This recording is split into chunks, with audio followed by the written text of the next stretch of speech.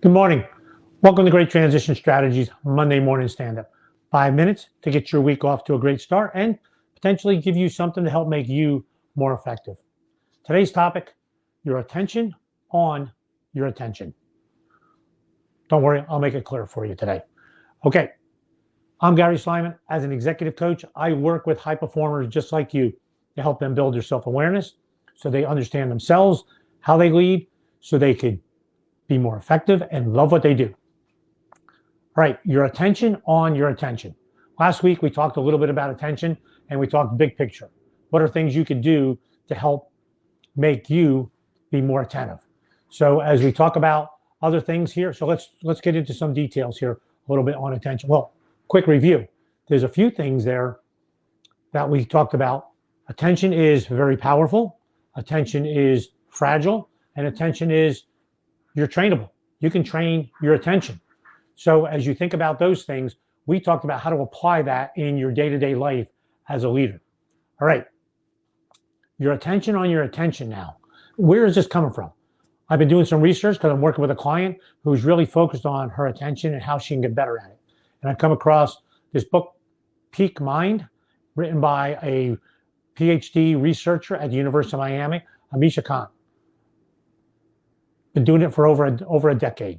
So here's a couple things she talks about.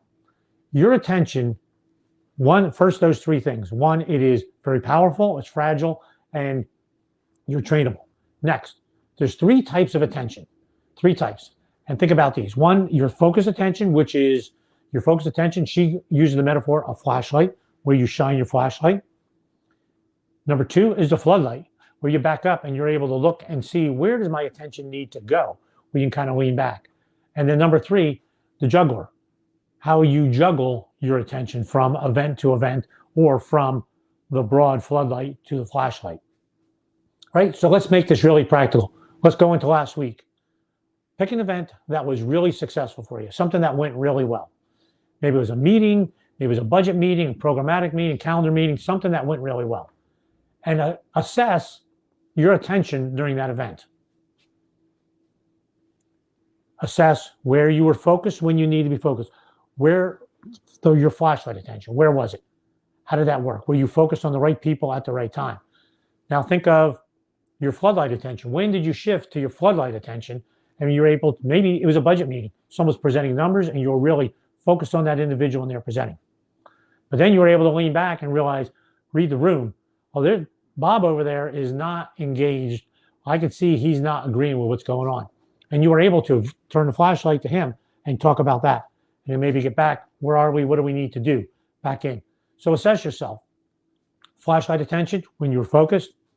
Broad attention, your floodlight attention. And how did you move between both? How much of the success of that meeting was based upon your attention?